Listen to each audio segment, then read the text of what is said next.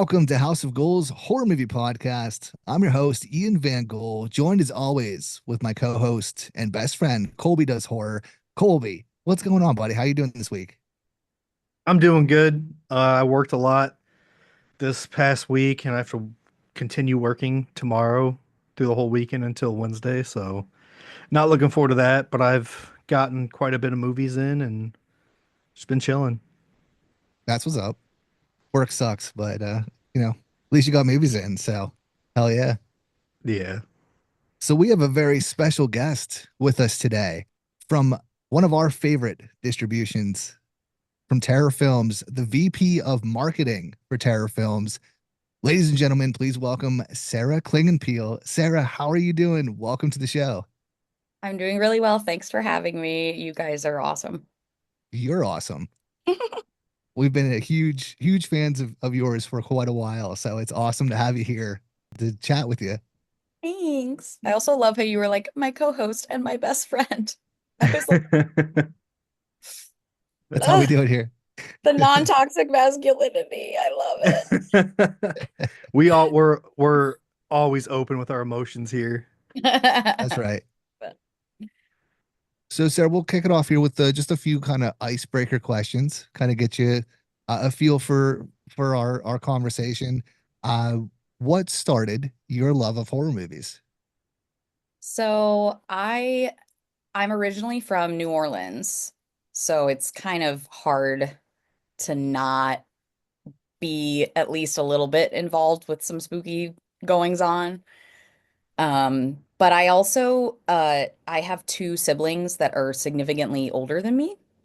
And when they were out of the house, they left behind a bunch of VHSs, and a lot of them were horror movies. Notable ones were Blair Witch Project, Night of the Living Dead, the Halloween franchise, which I think is a kind of a, now that I'm well versed in horror, is a really great mix of starters. So that's why I really love the Halloween franchise in particular, because that I sort of was just left with these and just picked them up on my own as a preteen and started watching them. I also had a friend that was daring me to get into the Saw franchise. And I think at the time there were three out.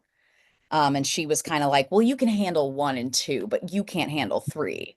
And then I like remember watching three like this through my hands. And that was sort of when I kind of realized I was like, oh, like if there's a good enough story going on here, I can get behind all the nastiness. And so, yeah, kind of a mixture of all those things. So, That's awesome. Little peer pressure, never hurt anyone. sure didn't. Are those some of your favorites, or what would you say are like your kind of go-to favorites when it comes to horror movies? Yeah, I really, as I've already talked about the Halloween franchise, to this day, the 1978, it's just a perfect film front to back. And then my other, it's not really an outlier in the horror community, but it's an outlier to people who don't watch a lot of horror, is Midsommar. I'm a huge Midsommar fan. I have a really cool tattoo. It's like a bear in a flower crown.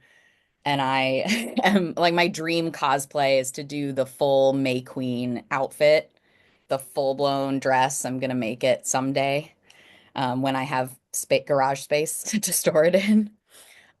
So I just, yeah, I saw that one in theaters by myself and I truly loved it. Ari's a little on my shit list after Beau is Afraid, but we'll see. We'll see what he does next. He's on the bench right now. That's fair. So yeah. Ian, Ian, have you seen Beau is Afraid? I still have not. There's a lot of there's a lot of underlining things about dongs in it. I've heard about the dong in the attic. I've heard about that. I've Yeah. seen pictures of it actually. Oh my gosh, The dong in yes. the attic. Yeah. Not that there weren't pieces there, but I definitely have notes. So, but I love Midsommar. I think it's a masterpiece. That's how I feel about Hereditary. I would agree that that's one as well. I really dig Midsommar too, but Hereditary is my favorite Aster film. I love that. Yeah. So since you're working for Terror Films, can you give us a little kind of summary of Terror Films, kind of, what they're all about and how you became involved with them? Yeah. So, terror films started out, if I'm correct, started out as sort of they were thinking about doing production and distribution. Um, and we have a couple, that's where some of our originals come from. We have a film called Trace. Our graphic designer is the director of that. We have an anthology called Patient Seven that's the wraparound was completely filmed by us. We just acquired short films, which is kind of similar to what we're doing recently. And then so I then they, I don't know how it came to be, but they discovered just a tiny little found footage movie called Hell House LLC. And I think seeing the small cult success of that is what kind of helped them go, oh, we're really enjoying distribution. And we don't really have the time and money to put into productions right now. Maybe we can go back to that, but let's focus on this. So we have a sister company called Global Digital Releasing, which now we lean more into documentaries, but it used to just kind of be the catch-all for anything that wasn't horror, like comedies, dramas, docs. And there's a film we have over at GDR called Elizabeth Blue. It is a drama about a woman who leaves a mental facility after a bout of schizophrenia. It's very deep, deals with some heavy themes, but I was a PA on that film. And that's how I met everyone who would eventually recommend me for an operations assistant job at Terror. And basically, the company was even smaller than it is now. It was like four people, which now it's like six people. Um, but it's basically they just needed someone to come in and assist, just do some office work, some operating, or helping out with the guy who did operations. So I did that for about 2 years, I want to say, until the pandemic hit. And then when the pandemic hit, my boss was kind of like, hey, I have someone else who's interested in an operations job. You're really good at the social media thing. So why don't we move you completely over there? And that's sort of how the marketing job happened. And that's kind of it. So yeah. That's awesome. It was Oh yeah. it's kind of like serendipitous how everything worked out. It is, yeah. And when they hired me as a because they enjoyed they just were like, "Oh, we liked working with you as a PA. You could help us as an assistant." And then they had no idea that I was a big horror nerd either. So that just kind of I think that played into why the social media was getting better. They were kind of like, "We like horror, but we're not quite as much a well of information on it as you are." And you kind of know what horror fans are looking for. So that's kind of I'm myself and Frankie, oddly enough, and Brad, we're like the three horror nuts in the company. Like we consume it on our own as well as our job. I love that because you're not only you don't only run the Terror Films page, you're also a content creator yourself on TikTok at least. Yeah, I started doing it just for because I started doing it a while ago for cosplay. Hmm. Realized that I stopped loving it when I started doing the content creation. That wasn't going to work, so I decided to just make cosplay more of a thing I did for myself. And then I am a filmmaker as well, so I really just found myself in post-production for one film and pre-production for another. And I was like, I don't know how I'm going to get this done. My ADHD is too crazy. And so I thought, if I do this, I know I'll keep doing it, which is really funny because I'm on pause right now after the fire situation in LA. Hmm. But I am getting back to it soon. But I just thought no one else is sharing this information. So at the very least, I can share with other filmmakers and hold myself accountable. Yeah, I'm really glad it all worked out and that you work for Terror Films because I do have to say, from all the different distribution companies and all the different emails I get, you're still my favorite.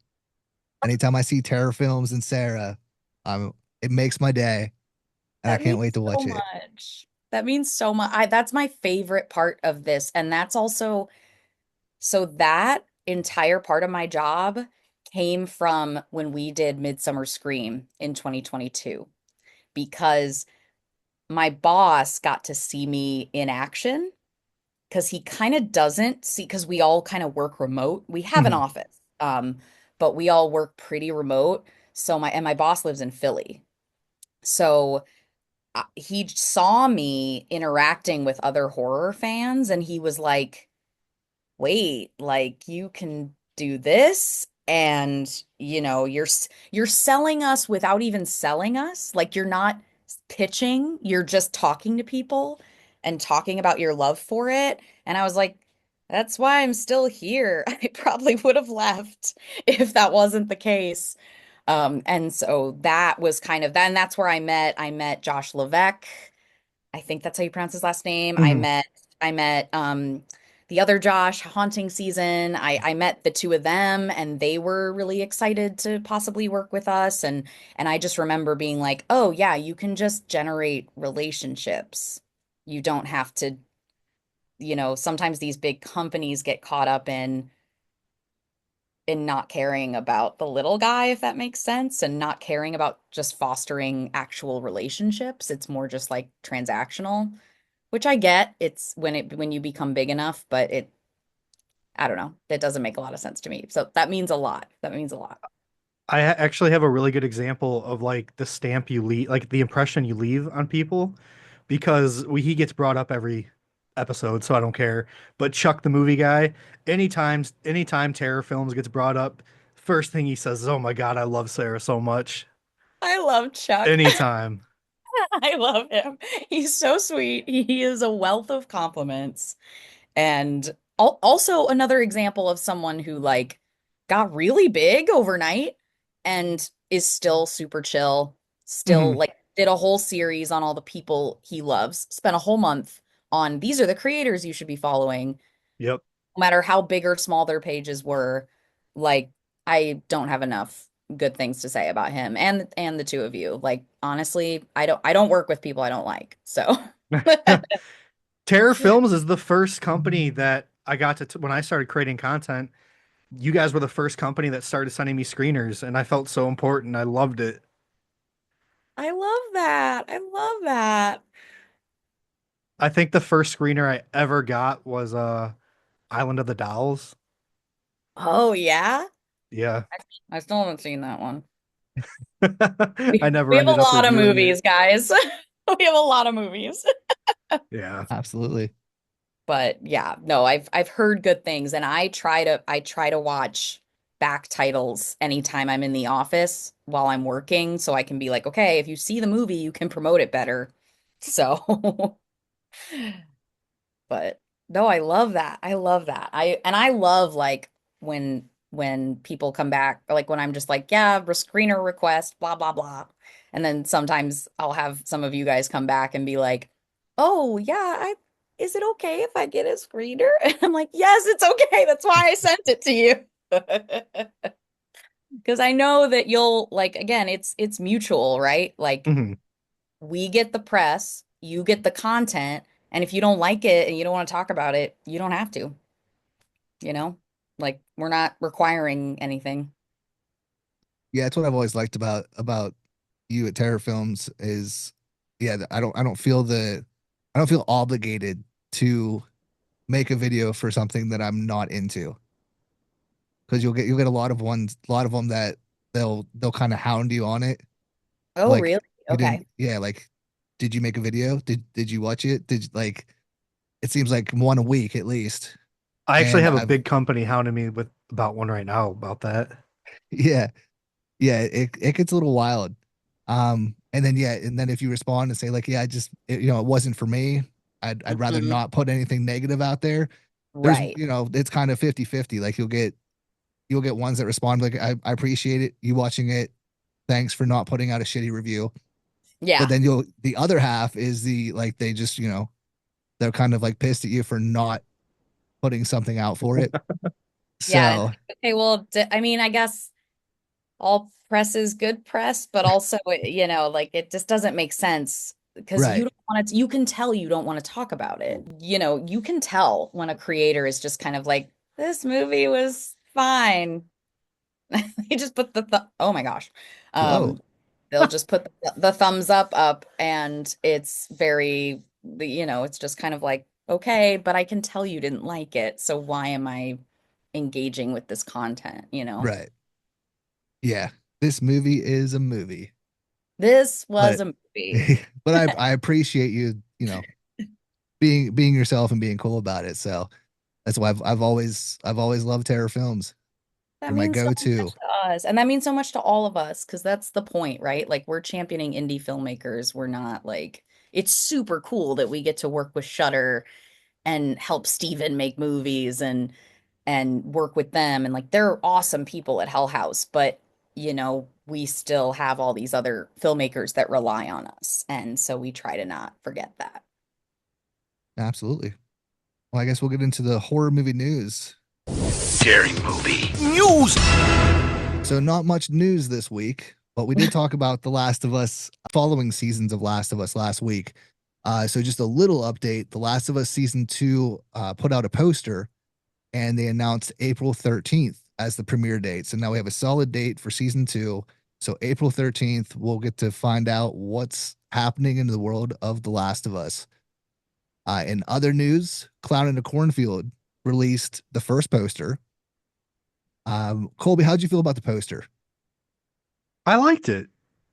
I know you were kind of meh about it, I was kind of but meh. I was like surprised because like I don't know, I was just expecting it to look a lot like the book cover. So I just thought it was really cool. Yeah, I wasn't thrilled with the poster, but I didn't hate it. Mhm. But they also released the Red Band trailer, and Yeah. any you know somewhat negative thoughts I had about the poster were simply erased when I saw the trailer. Dude, And the I am tone, fully on board with this movie. everything. I'm excited for everything about it. 100%.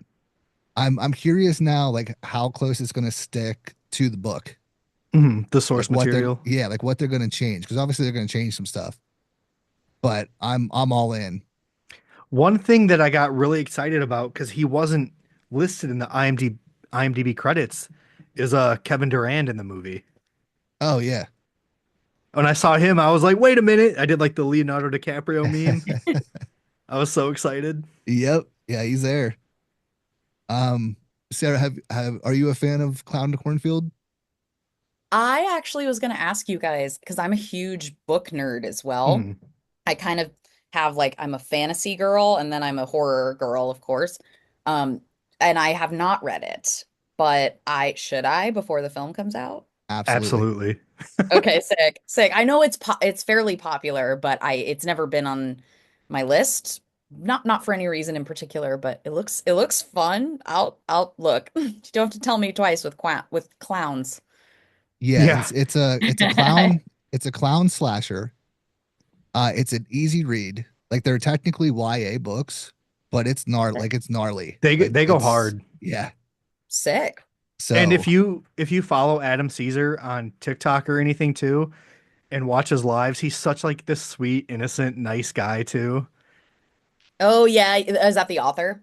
Hmm. mhm, He was at Telluride the year I went, and I Hmm. really wanted to go hear him talk about it, but I was doing work stuff. So, no, that's awesome. And I actually have found that I can actually handle more in horror books than I can in movies sometimes. Really? Like I can kind of I don't know what I think it's because when I'm reading, it's my own imagination. So if it's triggering or something, I can tone it down.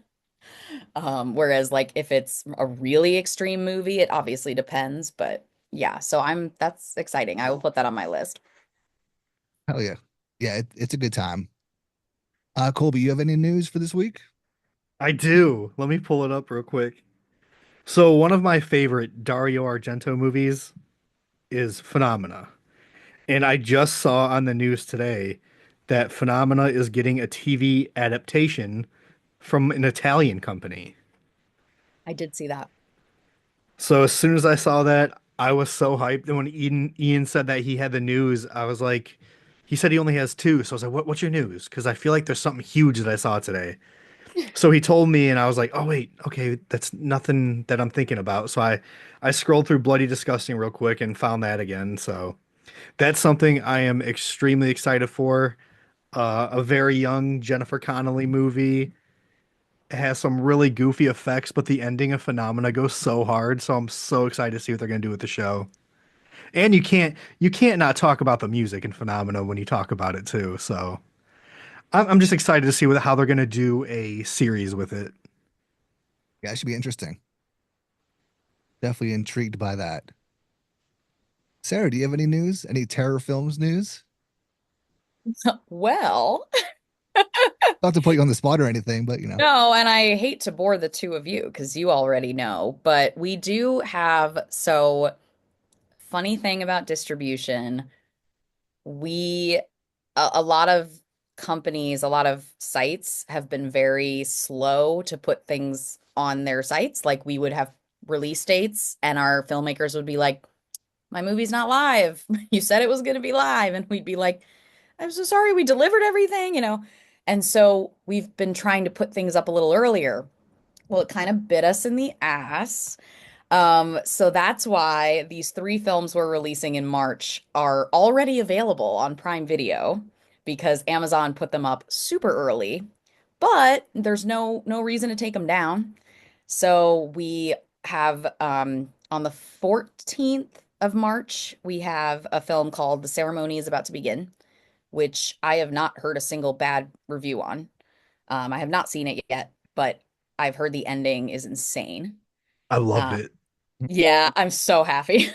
I haven't seen a single. We've gotten a lot of people talking about it Hmm. that I just didn't expect because the beginning of this year has been so rough in a lot of ways. But then on the 21st, we have an anthology coming out called Halloween Candy, and it's basically this woman in her home on Halloween night, and it's got a bunch of shorts that are really fun. And then on the 28th, we have another anthology called Final Days, Tales from the End Times. Oh, I watched that one. I just put a review out for that one today as well. Oh, I saw. I didn't Yeah. even know that was Terror Film, so I didn't even tag you guys. Oh, all good, all good. I look, it's the word's out. The word's out, like so. But yeah, that one was Final Days is the same. Oh my gosh, I cannot believe I'm spacing. Did you Uh, watch that one yet? I have not. We have another film from the same filmmaker, and I'm trying to remember which one it is. But that's the second time we've worked with that producer. Oh my gosh, I Is it know Dylan Brown? it's Ash Okay. Hamilton. Because I know Dylan did a segment on that one.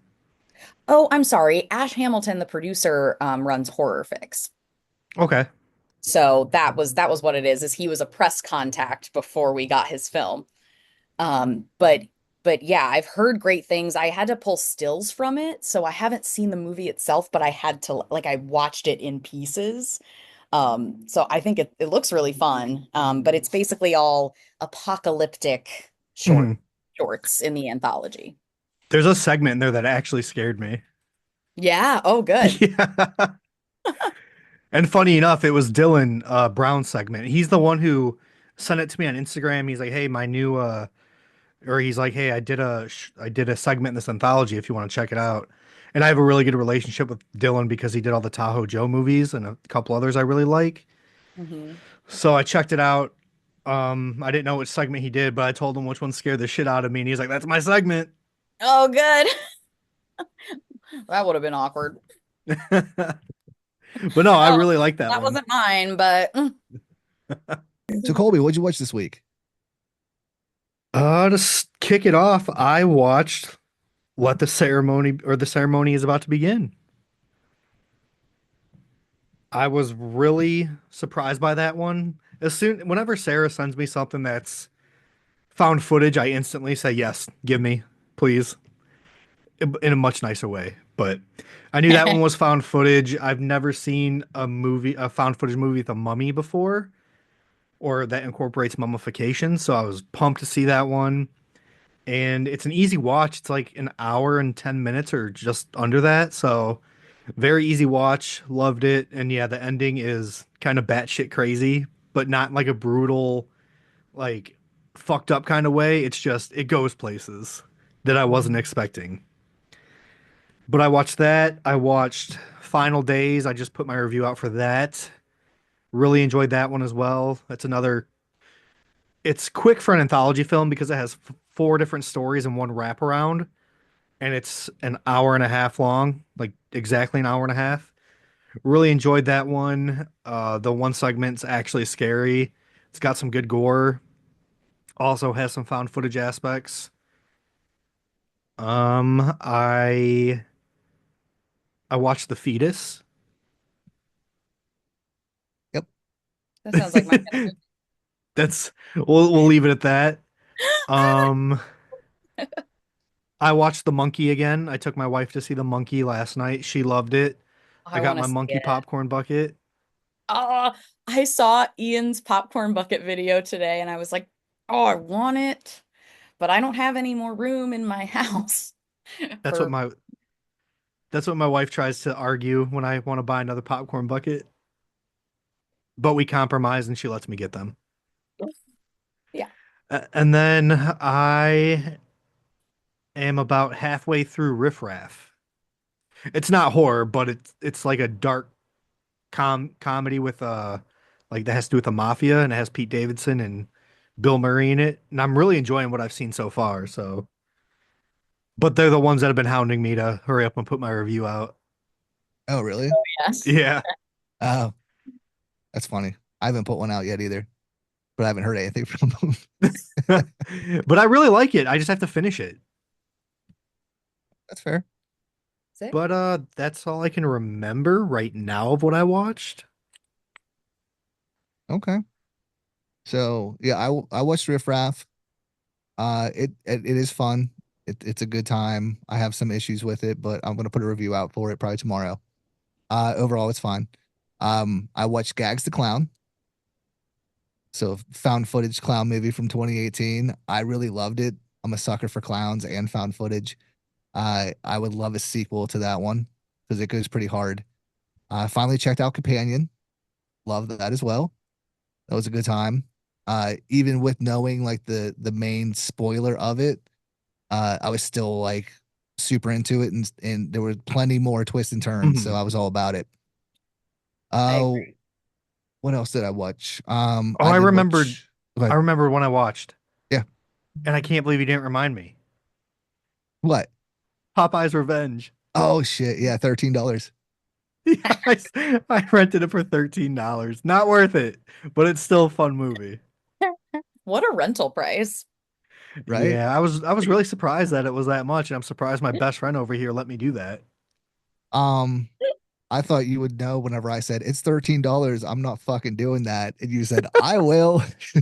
Well, one of us had to do it. One of us had to. I had no say in the matter.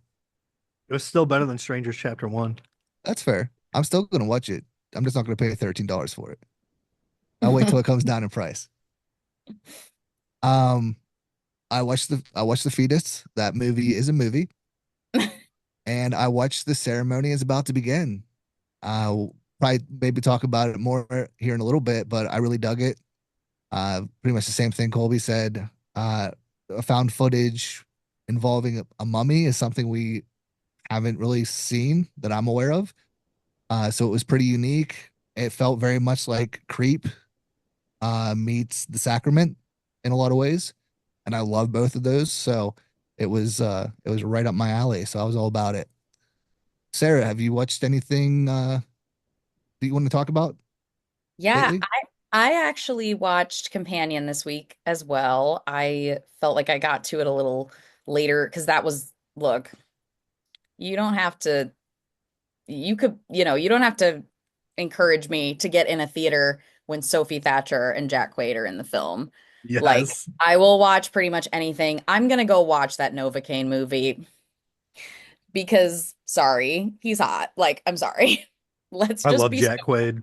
let's just be so real. He's a good Nepo baby and he's hot and he's talented. So, but I really loved it too because I specifically stayed away from the second teaser because people were like, it gives it away. But I agree with you. There were more twists and turns in there that were fun. And even if there weren't, it was funny. Like Mhm. I was laughing out loud the entire time. Yep. And I love Harvey. I don't know how to pronounce his last name. Harvey Guillen from What We Do in the Shadows. Yeah, he He was great. plays, yeah, he's so good and I thought all the actors were great. Rupert Friend is in it for 5 minutes and he's so good. And yeah, I just thought it was really fun. A fun time for horror at the theater. And then the other thing that I've become obsessed with lately, I'm aware it's not everyone's cup of tea. It's sort of a pseudo rom-com horror, is Your Monster. Okay.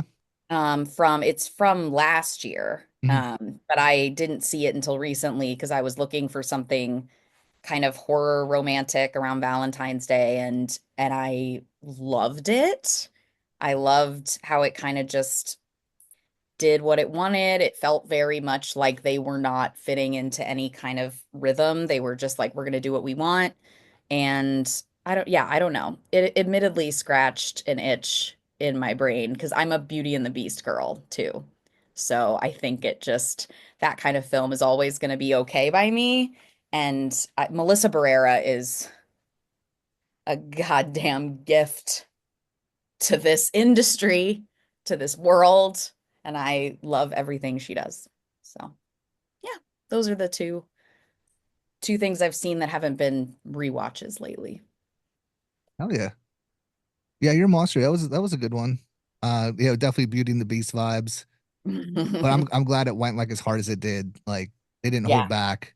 And it got pretty gnarly there at the end too. I I really Yeah, still thought. get to see that one. Yeah, it's a yeah, good time. I didn't expect it to go where it went, and I was happy Mhm. that they did that because they could have stayed pretty vanilla with it, if that makes sense. Yeah, And I thought they did a really good job. absolutely. Yeah. Yeah, I forgot to mention too. Yeah, I got my popcorn bucket. I still haven't seen the movie. But I'm not a huge collector of popcorn buckets. But when I saw the monkey one, I had to have it. So the movie's always released on Thursdays now. I work Thursdays, but I was like, this time I'm gonna stop at the theater before I go to work and see if I can get one of these. And sure enough, I was able to. So I secured the monkey popcorn bucket. Still haven't seen the movie, but what's most important is I got the popcorn bucket. That's the most important. If it makes you feel better, Coda loved the movie. Hell yeah. Is that your wife? Yeah. Awesome. Love it. Sick. Yep. Yeah, I need to see it. I very much I wasn't insanely crazy for Long Legs, but I liked it a lot. I love the vibes. So I'm excited to see what else Osgood Perkins does. When you go see it too, stay after the credits. It's not a post-credit scene from the monkey. It's actually a teaser for his new movie Keeper that Oh, comes sick. out in October, and it looks wild. My wife explained it as it looks like a feminine rage movie.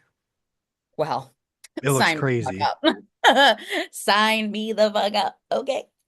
You're a monster. Oh yeah. No, I love that. Damn, that man works. That man does Yeah. not stop working. I actually, when I saw it a couple weeks ago, I went to a screening in Chicago, and Osgood was there and did like Q&As afterwards and stuff. Oh, awesome. It was a cool time, cool experience. All right. With all that said, we'll get into our main topic of the night. And now, our feature presentation.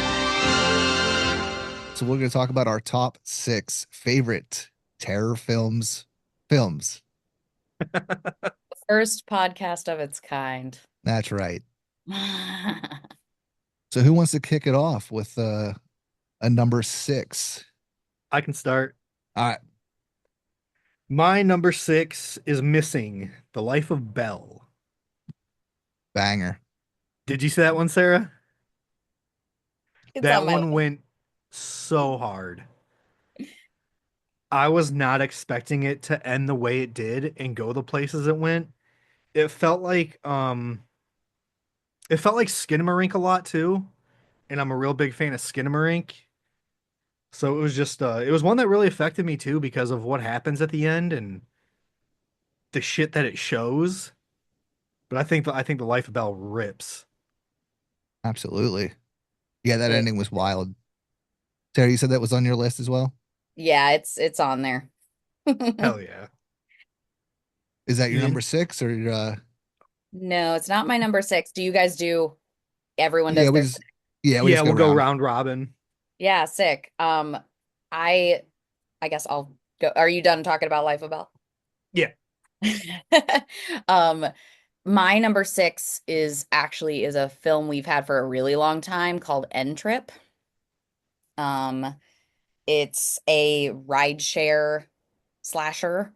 Um, but I don't know, there's something about it. The actors are really good, and it surprised me. Like when I first kind of came on to this company, I was like asking my coworkers, what should I watch first? I've seen Hell House uh and Trip came up a lot because it's the also the poster. The poster is really cool. It's like a split face and it looks like the same guy, but it's not. But it's yeah, it's basically just about this rideshare driver who gets the wrong rider, and that writer, I don't want to give too much of it away because it's really, really fun. But the three leads in it, are Aaron J. Rome, who also wrote and directed it, um, and Dean West. They're both phenomenal. And then Ashley Lenz, who is plays the girlfriend. She is so good. And she still acts, but I want to see her in like a lead. I want to see her get cast in something really big. But it's just really well shot. It's kind of shot like a drama, but it's creepy. Hmm. I And a haven't little, seen it. I'm looking at the movie poster right now and I love it. Yeah. I'm writing down the ones that I haven't watched yet. Yeah, yeah, it's on Tubi, so I just added it to my watch list. sick. Yeah, it's good. Awesome. So my number six then is Invited. Oh, why is Invited not on my list? This is so hard. That one's on my list as well. uh It's so good. It's yeah, so Invited's so good. Yeah, it's like I'm sorry, Louie and Monica. It should be on my list.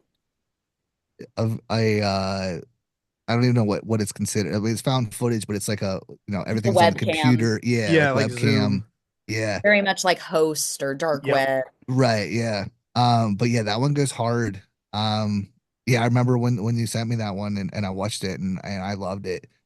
It's pretty brutal and yeah, it's wild. So it's on there. The number six is Invited. I'm actually trying to get the mom, the actress who plays the mom. I This is my first appeal to you, Martina Chabron. I want to get her in my next film. I think she is so good and so Hell yeah. talented. And I'm coming for you, Martina. Heard it here first. You heard it here. That's awesome. And yeah, the creators of Invited went on to make or to create Found TV. Yep. Well, that's them? So yeah, I Yep. didn't know that. yep, The La That's Bella. awesome. absolutely. All right, Yeah. what you I got did for not know five? that. I know that this is going to be on your list as well, this one. Do you? Derelicts. Damn it. Is it? What number is it? I don't have them in like a favorite number. Mm. So it's just as number three, but that's not necessarily the number it would be. Well, regardless, I knew it was going to be on your list. Yeah, it's my favorite Thanksgiving movie. It's a good one. Yeah. Yeah.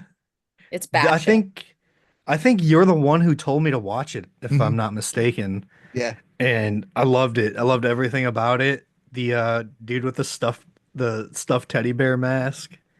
It goes hard. It does some things to say the least. But yeah, Yeah. it's a great Thanksgiving movie. It's a great like family drama as well, like, with a very dysfunctional family. Hmm. Derelict's fucking rips. 100%. Yeah, I'll just talk about it since it's on mine too, real quick. Mhm. Yeah, it's essentially if you invited the Firefly family over for Thanksgiving dinner, Yep. Yep. and and Or yeah, they invited themselves. well, yeah, yeah, and the main family, not the crazy family, but the main family, arguably are worse than the crazy family. Yep. And the teddy bear wearing mask dude is just fucking insane, and he's one of my favorite characters ever. I love that. What's your next one, Sarah? Oh, yes. Five. Oh, okay. So my next one is also an older title of ours called Dead Body. Have either of you seen it? Damn, I don't think Nope. so. Sorry. No, you're So good. now you got to watch it. Giving me Yeah. movies to watch. So Dead Body is also, we're trying to get better at this. Obviously, it depends on submissions, but it is one of our female directed films. Bobbin Ramsey directed this, and it is a whodunit murder mystery game. So all these college kids get together at a cabin in the woods, as you do, and one of them suggests, hey, we're going to play the game Dead Body.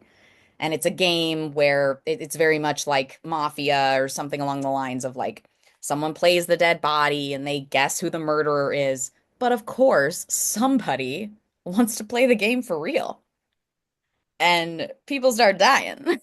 And it's a great run-of-the-mill slasher where, yeah, just whodunit slasher, checks all the good horror boxes, has some really annoying characters, some really fun characters that you root for. It's got it all. Hell yeah. Good. I've definitely seen this one scrolling by quite a few times. I'm noticing now that it's a board game. I always thought it was a fucking pizza box. So did It I. does look like a pizza box. So I'm excited to watch this one now too. Yeah, I looked it up as you were describing it, and I was about to say like, "Oh, it has a pizza box on it, so I'm already in." And then I realized that's not a pizza box. I'm I even think more intrigued now that it's a game. Yeah, right. yeah, it's pretty simple actually, but it's very effective. I really liked it. Awesome. Yeah, I love that you're picking these ones that we haven't seen. So now Yeah. we can watch them and talk about them. So hell yeah. Yep. So yeah, I'll just say Derelicts, and we'll move on. So what you got, Colby? This is one I just saw recently, oh, like 2 months ago, but the Christmas tapes. I still haven't watched it. Dude, it's so good. I think it was the director that reached out to me and asked if I would review it. And then, yeah, I mean, David Sheridan's in it. Paranormal Perry, it's hilarious. I actually really enjoyed all the segments. It's not my favorite Christmas horror movie, but it's up there now. Like, it's definitely going to be a yearly watch around Christmas time. Yeah, I need to check it out. It was one. It started like popping off like right before Christmas, Hmm. and so a bunch of people were talking about it. You know how I get like if a lot of people are talking about something that's not like brand new, then I Yeah. typically like I'll sit back and wait. And I have this thing where I can't get into Christmas movies unless it's Christmas time. Hmm. So the fact that it was past Christmas, like I gotta wait now. But it's definitely on my list for next Christmas. Yeah. Good. It needs to be Paranormal Perry. Like, they need to make a whole movie of just that. It's also Greg Sestero from The Room of the Hmm. Room fame. He's in Yeah, I another was. he's in Go ahead. another really good film we have called Infrared, I which I just think, watched that one. yeah, I think you just reviewed it. I was surprised at I it was a blind spot of mine and I watched it a few months ago and I remember being like, "Oh, this is fun. Hmm. This is really fun." Absolutely. Oh, hi, Mark. Oh, hi, Mark. But yeah, Christmas tapes. Ian, you need to check that one out. I will do that when it's Christmas When time. it's Christmas. The second We can Thanksgiving's over and I'm done watching Derelicts for the 15th time. Yeah, priorities. All right, Sarah, you're up. My number four is Life of Belle. Um, just to not get too long-winded, but add on, I just cannot believe what they were able to do with such a small budget Mhm. with kids who have never acted in their lives. And I don't believe the mom has acted before either. I don't know if I'm wrong about that, but she was so scary and so good. And They're all an actual real family too. yeah, that it's like his nieces and nephews. Mhm. It's like his family. It's incredible how Yeah. well he directed them and how well they did with so little. Um, yeah, their budget was very, very small. And just it's really fun because you see a lot of films with a small budget and you kind of go, oh, obviously it's a small budget. I don't know. They made it look like later paranormal activity budget, Yeah. you know. Yeah. It I was looks very, really, very impressed with that one. yeah, it's good. I love how it keeps you guessing too. Hmm.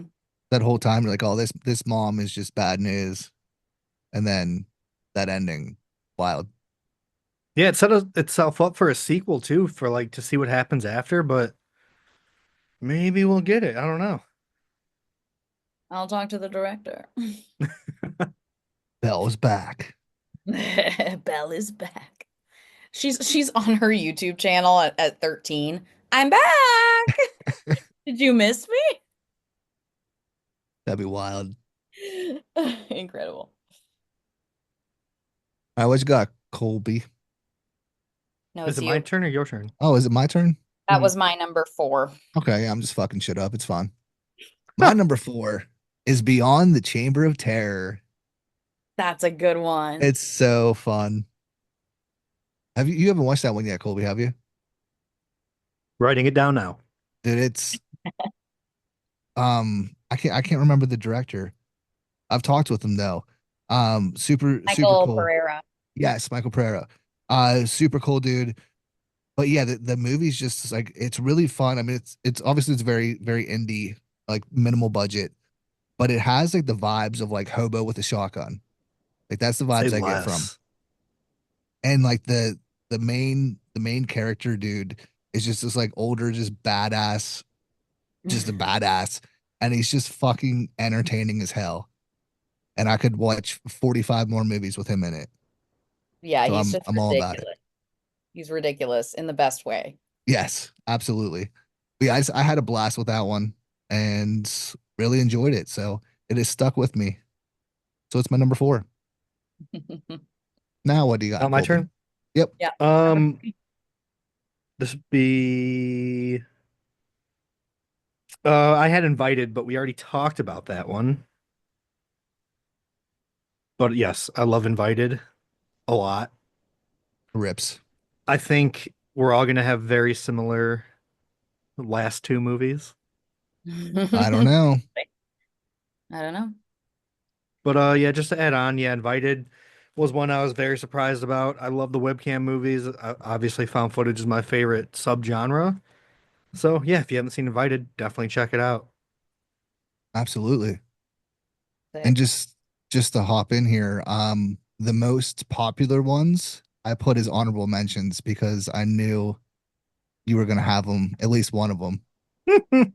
So I Any have I have three completely different top three. any chance I get to glaze that movie, I'm all over it. Right? Incredible. Incredible. Um, I guess my third is actually one that I am surprised people don't know we have a lot. It is a documentary called Unearthed and Untold: The Path to Pet Cemetery. And it is about the making of Mary Lambert's 80s Pet Cemetery adaptation of the Stephen King novel, which is one of my favorite horror movies of all time. I kind of cannot believe it doesn't get brought up more in the horror sphere. Um, I yeah, I mean it's just the documentary is so well done. And actually our head of tech operations, Brad Geisler, edited the thing. and it's so well edited, it's so well presented. There are, except with the exception of Fred Gwynn, who was deceased when they made the documentary, Mhm. they interview everybody. Everybody's a part of it. Miko Hughes talks about his experience being a 3-year-old murdering people on set. And they even, Heather Langenkamp is in it because she was dating someone in the production at the time. So she like was on set sometimes. It's really, really well done. That's And awesome. yeah, and even if you haven't seen the film, it's such a fun insight into a crazy set. They they talk about building the pet cemetery, and there's just a ton of crazy shit that they talk about. It's awesome. If you even if you just like Stephen King, it's awesome. That sounds really cool, and I'm definitely gonna watch it. But do you think you can make it happen and talk to some people about getting one about Pet Cemetery too? I knew that was coming. I mean, the directors actually were on the Fangoria King cast. They were actually the final interview with Scott before he passed. Oh And wow. yeah, it's a great episode, and we're so not, obviously it's a horrible situation, but so honored that they got to be a part of one of his final podcasts. And they've made documentaries about the It franchise, or I think just the one with Tim Curry, Mhm. the show. And so yeah, they're really good documentarians. Maybe I can be like, hey, I do Pet where Cemetery. I there's love Pet interest. Cemetery, but Pet Cemetery 2 is my favorite one out of the out of the whole franchise. Amazing. Look, as long as it's not the 20, The remake? or as long as it's not the remake, it's fine. No. No. But yeah, All I right, can say Ian. that. Well, I was gonna say that that documentary is fantastic. Like I love horror movie documentaries, and as far as ones that are just straight up about one movie, the Pet Cemetery one is absolutely one of the best. It's so good. All right, number three is Everybody Dies by the End, which is just another just really fun, ridiculous movie. I mean, the title says it all. It's kind of a horror comedy, kind of goofy, campy in a way, and it's a lot of fun. So that's all I'm gonna say about it. If you haven't seen it, go watch it. It's good. Mine number 2 is The Taking of Deborah Logan. Didn't see that coming at all.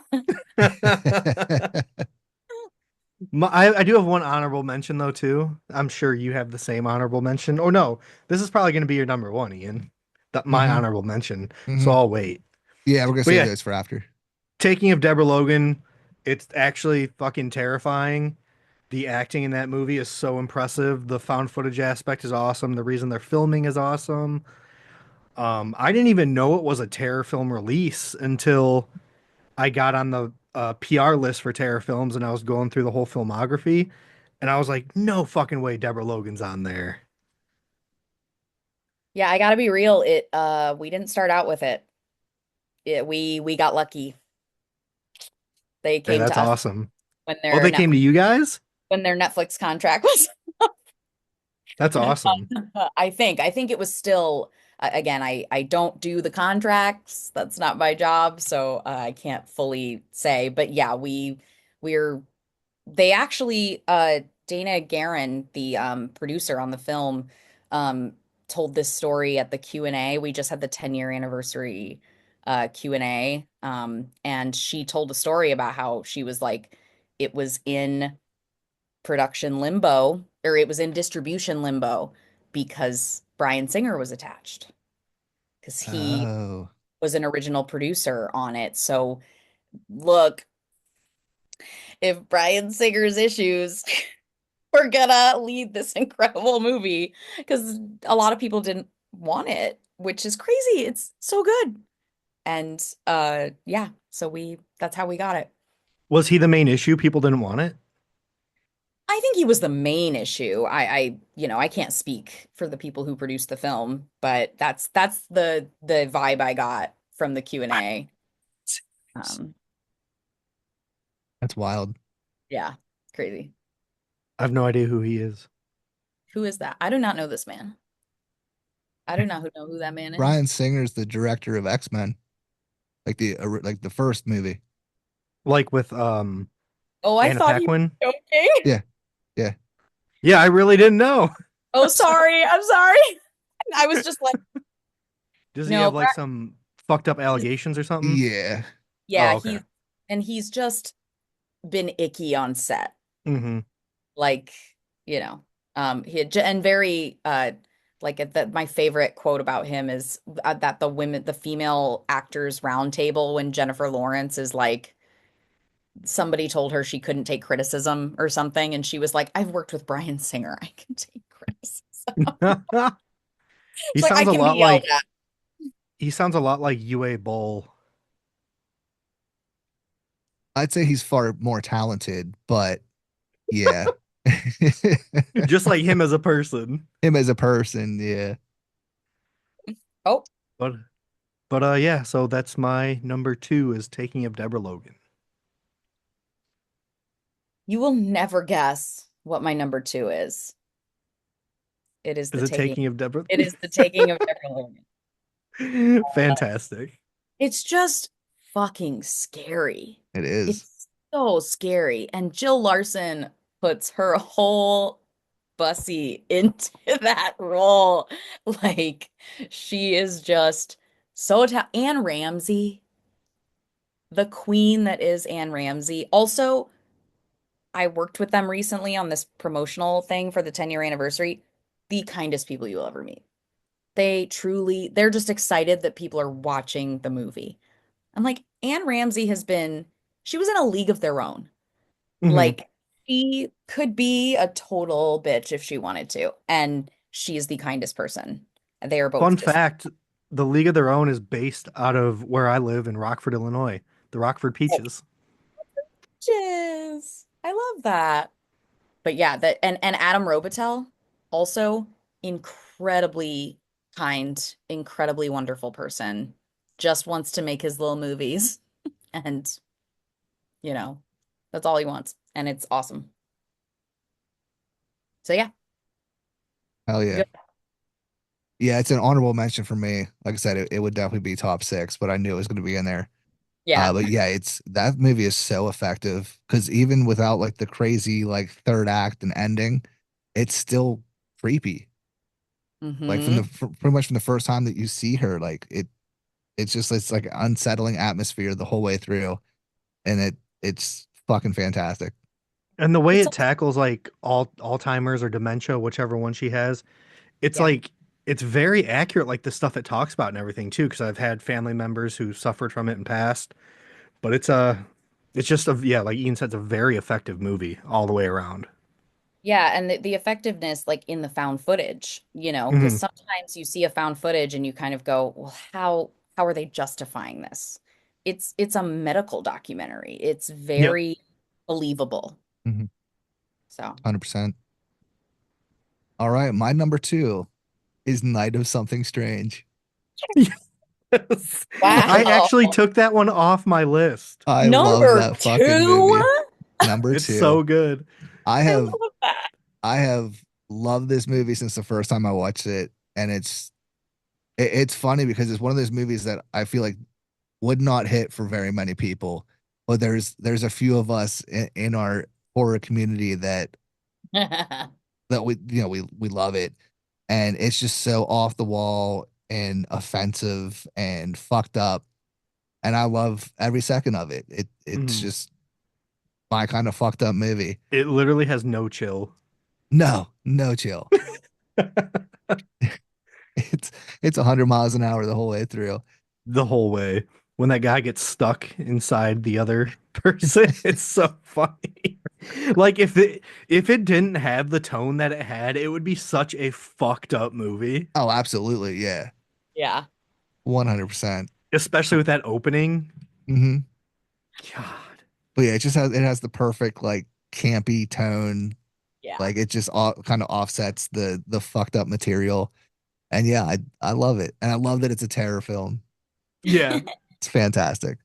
It's so funny. Forgive me for the PR brain rot, but one of the press pulls I did for Beyond the Chamber of Terror was someone said for fans of Night of Something Strange, Yes. which is hilarious that you have them both in your top six. No, but that one we've had like issues with the poster Hmm.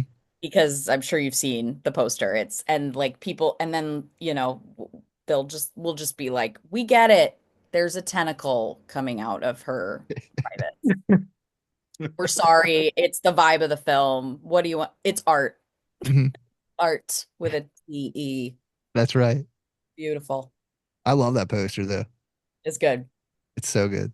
I think the first time I uploaded my video, I got flagged because of the poster. Yeah, I had to turn mine black and white and Yeah, I had crop to it redo it. and yeah, Oh, so oh, good. working in horror during the censored time we are in. Yeah. It is so funny what they will flag and what they will not flag. It's so stupid. Yeah, TikTok's wild. They'll flag the dumbest shit, but then let like just full on hate right on through. It's Correct. fucked up. Yep. Yep. Is it my turn for number It's one? your turn for number one. I'll never guess what it is though. My number one is Cruel. I'm just kidding. I'm just kidding. Cruel is my honorable mention. So you're full of But shit. What do you mean? no, my number one is a big reason of like how much of a horror fan I am today. It's a big reason why found footage is my favorite subgenre. And obviously, you already knew by the time you started listening to this what my number one would be, which is obviously Hell House. And if, like I said, if I put them all, like I have to do the whole franchise because it would be literally one, two, three, and four for if I put them all. So I'm cheating and putting the entire franchise of Hell House LLC. That I works. I mean, it's all still one big story. It works. I still think that the bedroom scene in Hell House 1 is the scariest thing I've ever seen. Oh It's my just God. it's Yeah. terrifying. And the way Stephen Cognetti uses scares without using jump scares to terrify people, I think he is just one of the most brilliant filmmakers out there.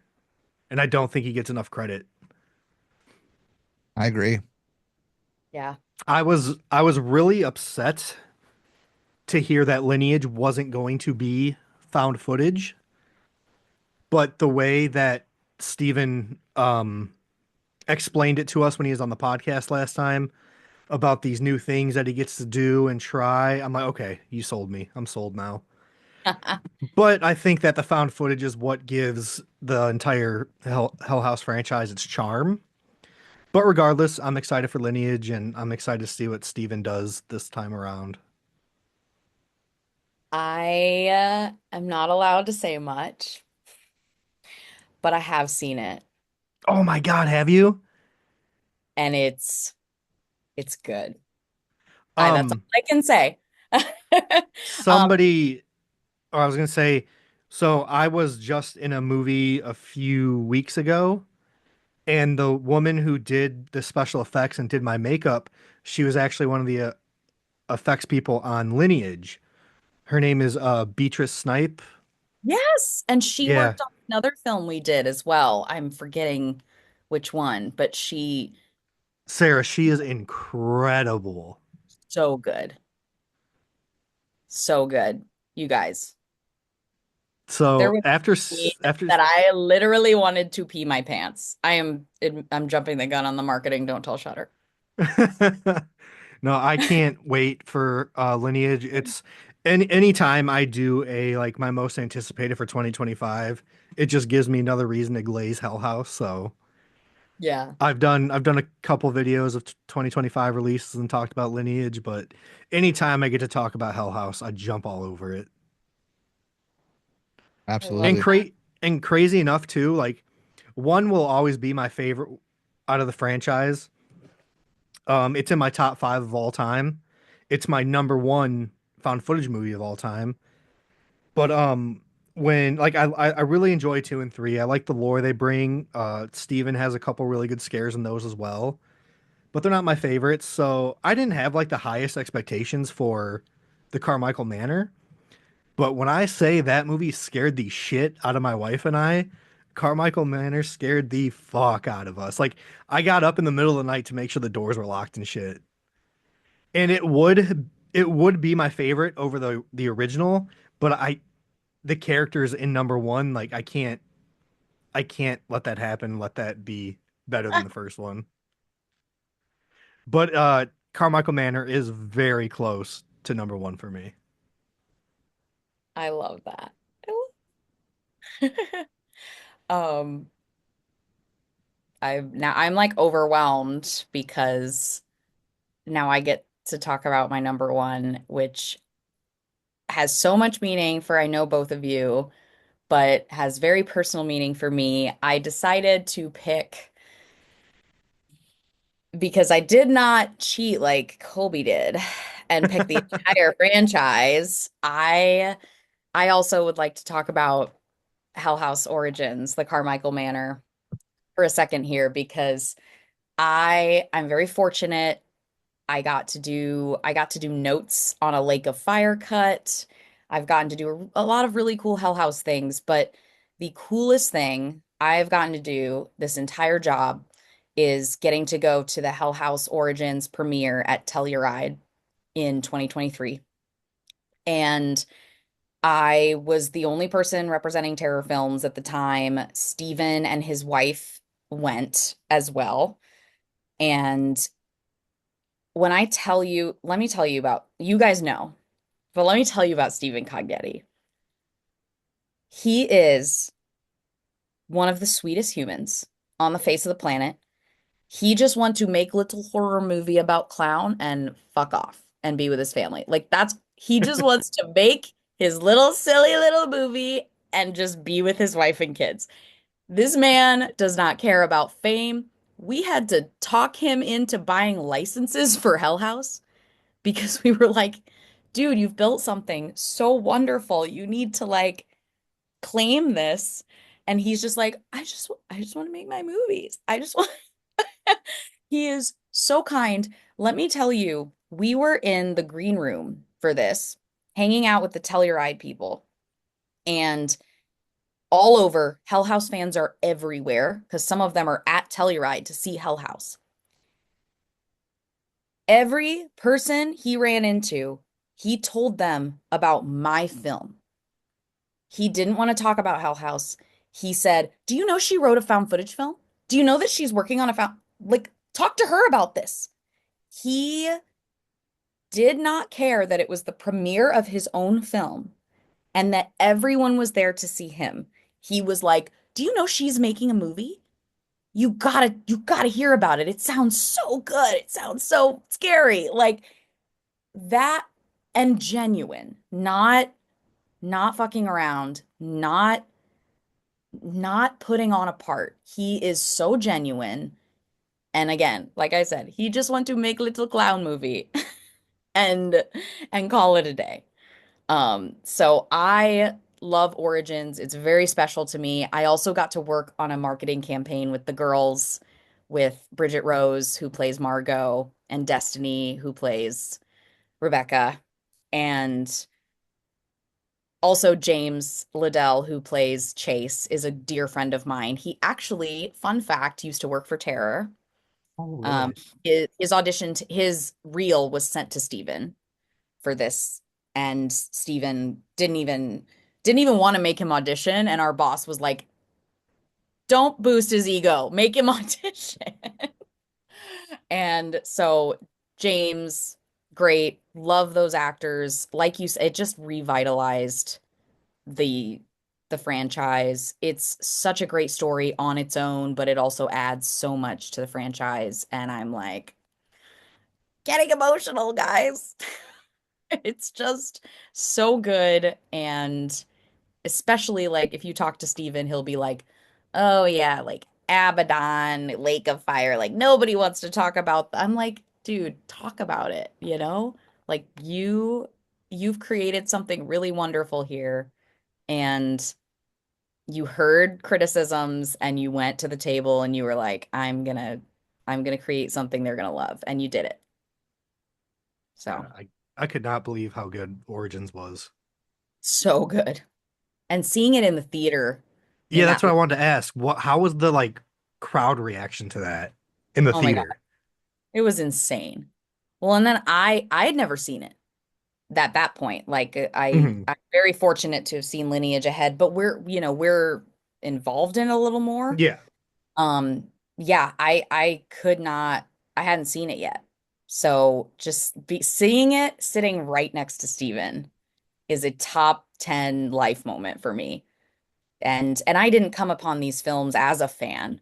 I watched them because of my job and then became Mhm. a fan. And I actually love them. I love talking about them. I, you know, yeah, we can't say much, but you guys are a little involved in a fun project we're gonna Yep. do soon. So Hyped. Absolutely. I would love to say to any Hell House fans that are listening, that are, because we have had a lot of people say, I'm really scared about the narrative. I'm really scared it's not found footage. Trust Stephen Cognetti. Yeah. Trust him. I obviously my taste is not going to be everyone's, but he knows what he's doing. He knows this story better than anyone. Trust him, and I promise you will enjoy Lineage. Yeah. So, Talking to him when we interviewed him, it like he was actually the one who like broke the news. Like, oh yeah, it's not even found footage. I was like, what? what? Steven, you got to prep me for these things.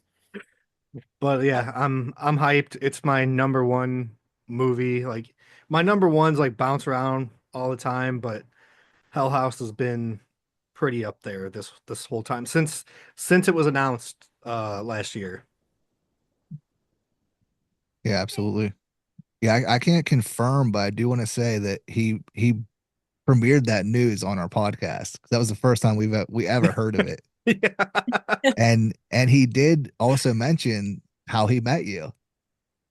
Oh, I, really? yeah, he brought you up that he met you. So So sweet. I'm so sorry I haven't watched that episode yet. I will. I definitely will. it's all right. It's all right. It's just the most important episode we've ever done. It's fine. Nah, it's all good. It is definitely one of my favorite interviews that we've ever done. Hmm. No, that was so sweet. And again, and I'm so sorry. One more little Stephen Cognetti story, if Go you don't. ahead. At Telluride, he and his wife is amazing too, and she was super kind to me. They said to me, because I was kind of like, hey, when should we meet up to go to the green room before the thing? And he was like, why don't you meet us at this bar? And I was like, yeah, sure. It's easy to meet. And we went, and he was like, so anytime a film of my premieres, I have a tradition where I take a shot before, just for liquid courage. And I don't remember why, but his wife wasn't drinking. So he was like, will you do a shot with me before the, and I was like, Stephen, I am so honored.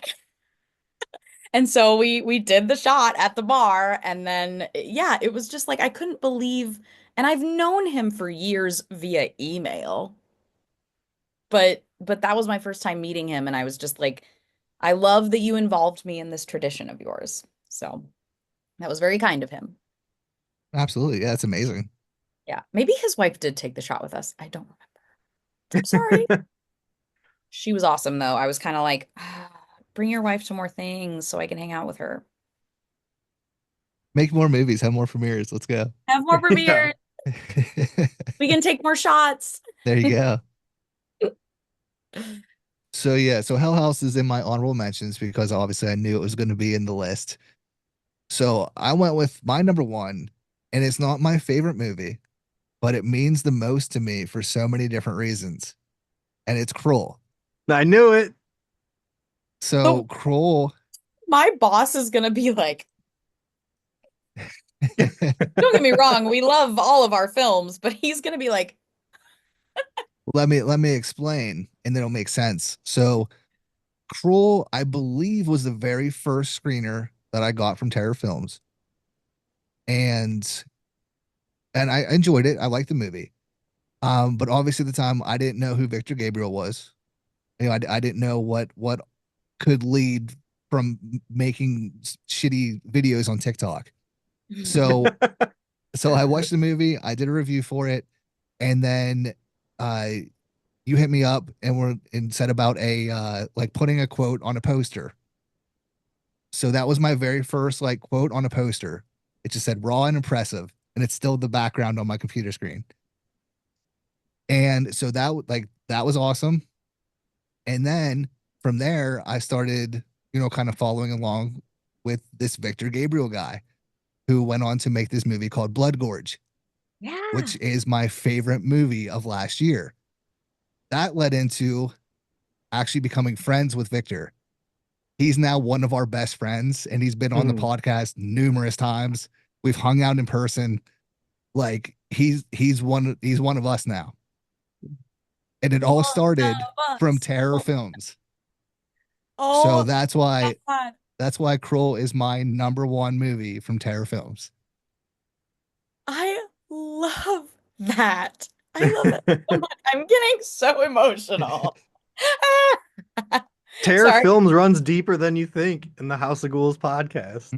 Oh my gosh. I love that so much. That's my favorite part of this community and filmmaking is how we make those connections.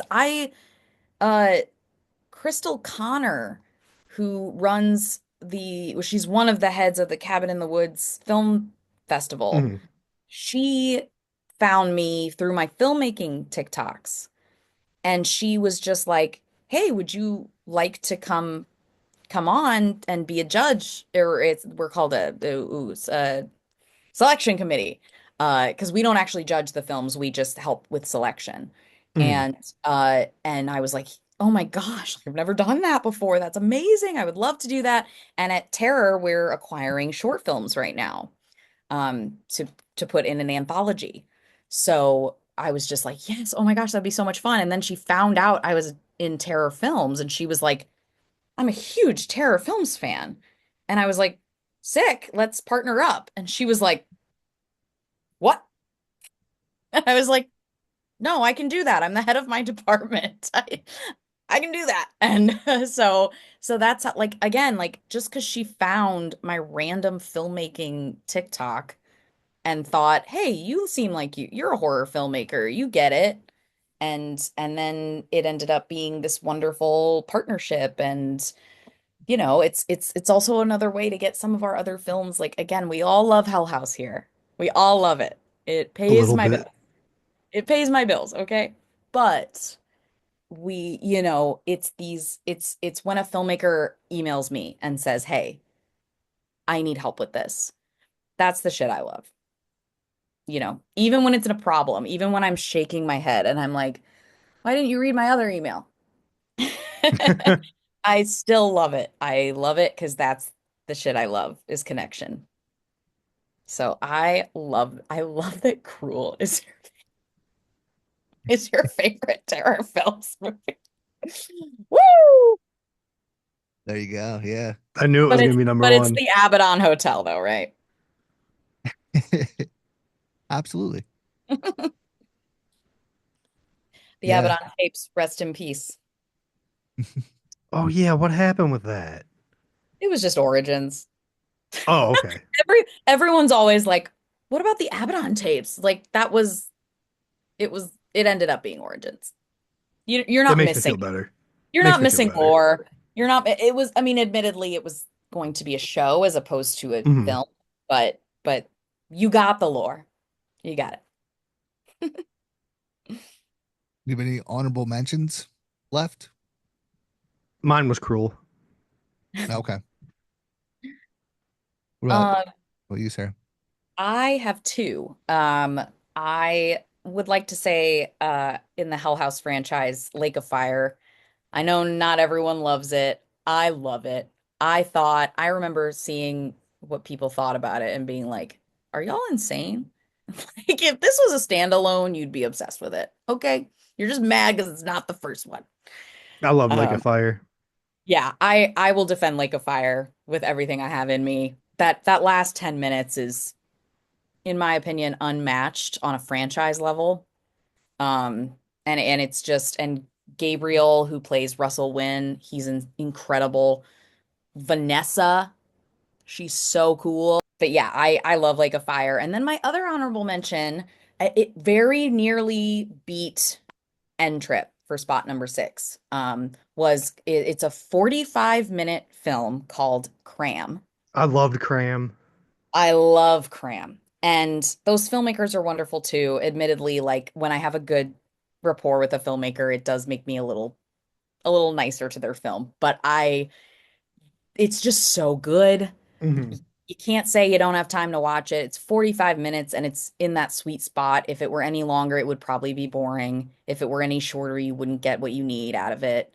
It's simple. It's got a great, sorry. It's got great creature makeup and it's just shot the cinematography, as my friend Taylor says. It's beautiful. It's very cinnamony.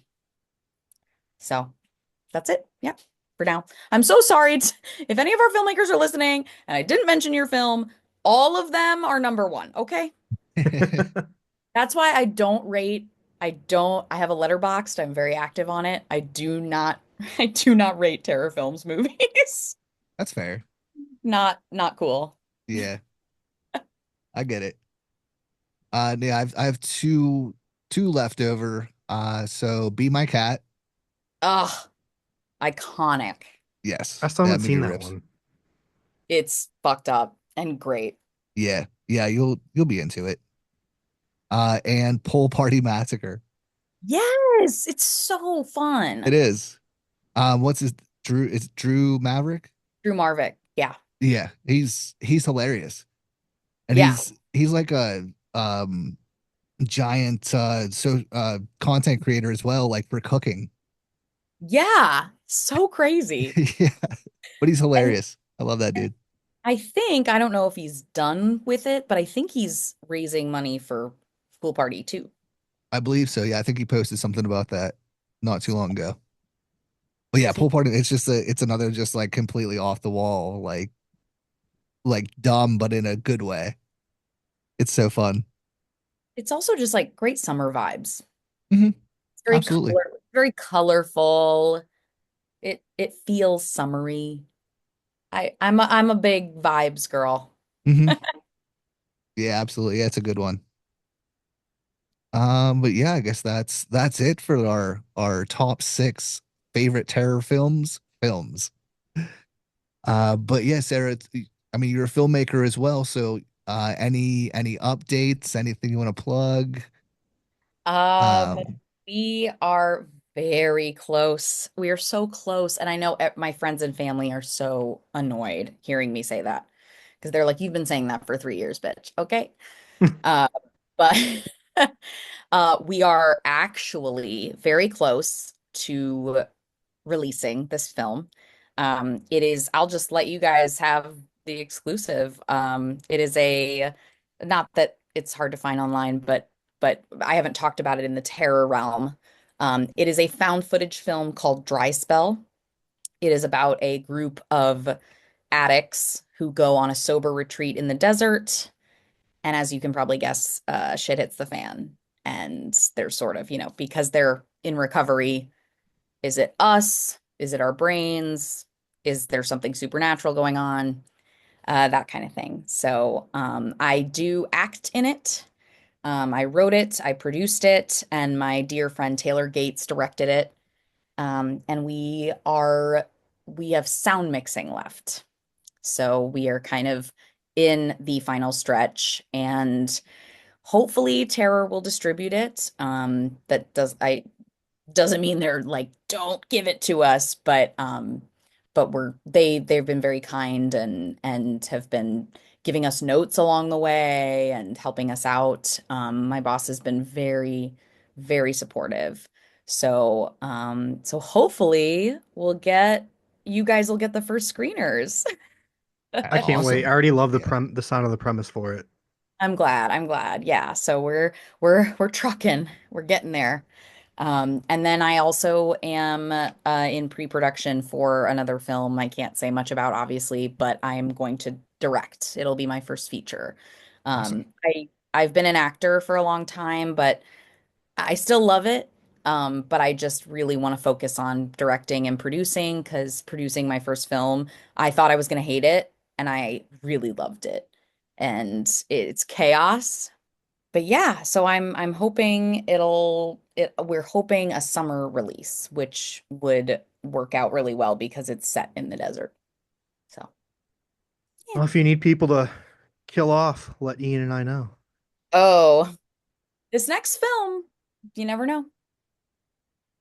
So that leads into the two things we always bring up when we have a filmmaking friend as a guest. So I'll lead into this one, and then Colby can take the other fun one. Uh, it's more so a request or a statement as opposed to a question. But yeah, if you ever need two people to kill off in a movie, just let us know because we're all about it. I have an idea, but I can't tell you about it yet, but I have an idea. Uh, Fair enough. Just keep us in mind. That's all we ask. I will the two writers of this film, Christy and Jules, I will make them listen to this and they will know exactly what my idea is. So. And then the last big question is if you had an unlimited budget, you had rights to anything, what is a movie you would remake or make a sequel to? Ooh. Oh boy. Hmm.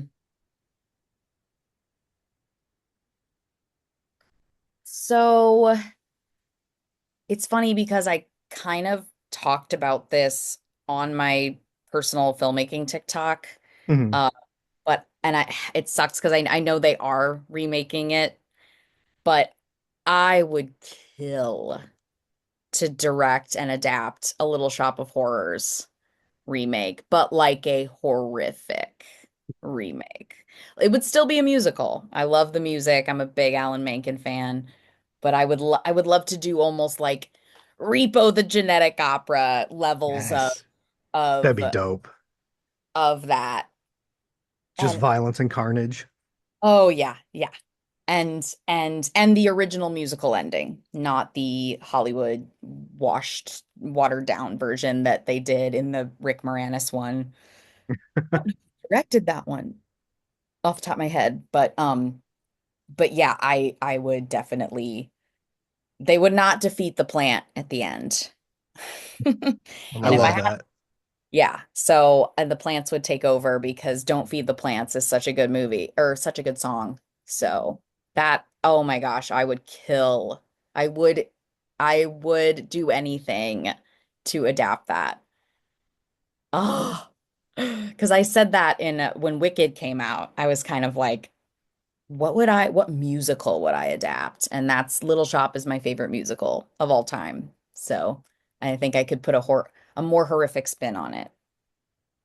Yeah, So. Repo's my favorite, so I love that you mentioned it because that would be fantastic. Oh, I love Repo. It's I so love good. it. You know what? I would, time would be a factor, but I wouldn't mind remaking that one as well. And putting maybe a like still futuristic, but almost more retro spin on it. Yeah, I would probably do a Repo sequel or a Little Shop remake. Great choices. Love it. Well, I guess that'll about do it. Any final thoughts, Colby? No, no, I just want to watch Hell House again now. Fair enough. Well, Sarah, I do want to thank you so much for taking time out to come hang out with us. Like I said, you've been our favorite for a long time, and I love that we are able to talk to you in digital person this Yeah. time. So Yeah, it was fun. Thank you for my absolutely. very big ego I am walking out of here with. It's well earned. So Thank we you guys. appreciate it. Yeah. Seriously, you guys are wonderful. Thank you so much for just constantly championing our indie filmmakers. It's the best feeling in the world. Seriously. And thanks to you. We couldn't do what we do without you helping us out. So we appreciate it. So I'll put all the links to Sarah's social media and Terror Films in the show notes. So please check out Sarah and Terror Films. All of our stuff's in there as well. But we're gonna get out of here. So everyone, stay safe out there. Thanks for watching. Thanks for listening. We love you. We'll see you next week. What if everything you know is someone else's dream?